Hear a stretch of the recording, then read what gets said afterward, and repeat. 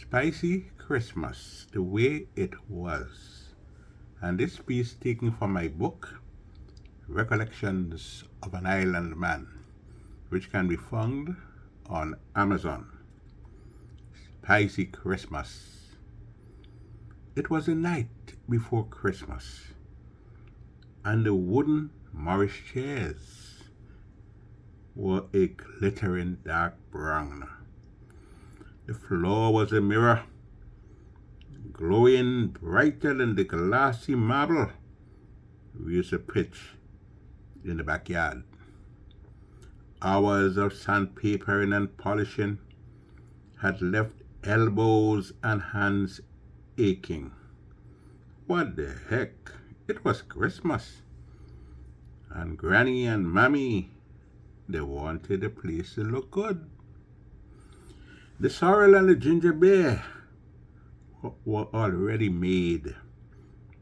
Grandma was beating the ingredients to make the black cake in a large bowl. Watch out! Somebody was always willing to fight for the bowl. The batter was as tasty as the baked product, and greedy eyes were always watching. And the ham, oh, you see the ham? You leave with the ham, and you leave with Christmas. Something salt must pass in your mouth, according to Joglos the Calypsonian. It is very hard to separate ham from a Grenadian Christmas. Even the Rastas, who hated pork, boy, they used to hide and tear lashing the ham. Who remembers this? There was one hell of a big tree on the esplanade. It bore a yellow fruit, looked like a berry. There was another one in Tantine, provided shade for the GBSS and Anglican High School students when rain suddenly fell. And I'm sure, pretty sure, there were more in other places in Grenada. Now, they used to do something, which was a little bothersome to me. They used to wrap boxes with gift paper, the Christmas paper, the pretty paper, and tie them up on the tree. The big tree on the esplanade. I wish that tree had stayed there. I can't think of another city in the Caribbean. Perhaps there are cities, but I don't know, with a nice big tree right in the city. So they used to put these boxes wrapped in Christmas paper and hang them up on the tree, the big tree on the esplanade. As a child, boy, the temptation was always there for me to choke down one of those boxes to see what was inside, or just to hope that one would fall. Poor me, did not know at the time they were empty boxes. That tree bore abundantly. You realize that trees, things that people don't want to eat, always bearing more. And people were afraid to eat that yellow berry-like looking thing. But a friend once told me, Wendell boy, that blasted thing must be good to eat, It's man that make up rules about what is good and what not to eat. Well, I told him, I say, well, you go ahead and eat it, Tell me how it tastes. We had another tree. Well, that was the real Christmas tree. And it gave us the smell of Christmas. The smell of pine.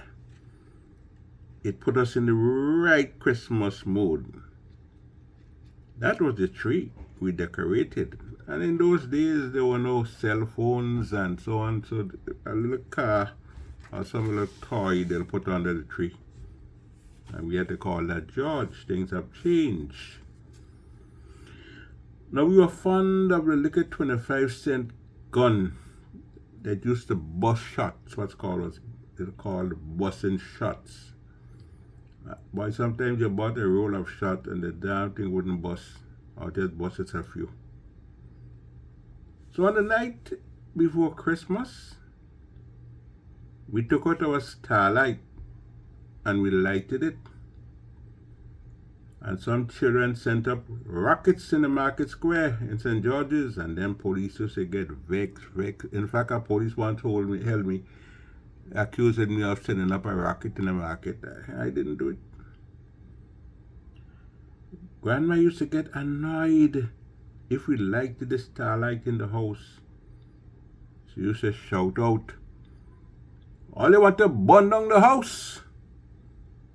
So by the day before Christmas, the Christmas cards were supposed to have arrived from America, from Canada, and from England. We waited for that. My great aunt Sylvia, well, she never failed to send the cards. The Christmas cards were always pretty, with snowflakes and Jack Frost on the outside. Why, I forgot the outside, eh? We wanted to see what was inside. That was our Christmas money. The words were good too. A lot of nice words like chestnut roasting on an open fire. We didn't bother with that chestnut thing at all. You see, we were accustomed to roasting breadfruit and corn. So we did not bother when, was it Nat King Cole sang, chestnut roasting on an open fire. We were roasting breadfruit on an open fire. So on the night before Christmas, cards had arrived. Carols were everywhere, and the Belmont Steel Band took to the streets days before, and the young men and women whined to the song, "Oh, Christmas tree, oh, Christmas tree." What about the parang? The parang in Spanish came through loud and clear from 610 radio in Trinidad, and we were thrilled with the voice of the Moonlight Serenaders. At Christmas Eve, there was the big midnight show at Empire and Regal Cinema, and I can still picture Big Bear, the guy we call Big Bear, standing near the door of the pit, telling people, "The show sold out. What? My time to pelter John." All of that was Christmas. Now John was all kind of old mixtures, rotten egg, etc., to annoy, aggravate your nostrils. At Christmas, nobody smoked Phoenix. Phoenix cigarette was you smoke any end. We used to call it any end cigarette. Boy, people were puffing on the expensive Solent and 3.5s. Guys smoking that. Now they drank a wine from Guyana. I wonder if they still have that wine. It's a red wine. And if you drank that wine on the night before Christmas, man, you were sure to think that the yard was your bed. And even if they pass a piece of pork by your nose, you ain't waking up at all. But Christmas was love. And it's love. Love all over Grenada. But I'm afraid that the way people taking on politics these days, boy, I don't know how long that love might exist.